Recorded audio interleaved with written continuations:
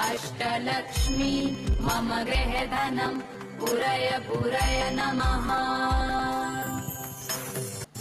ॐ ह्रीं श्रीं क्लीं श्रीं कुबेराय अष्टलक्ष्मी मम गृहधनं पुरय पुरय नमः।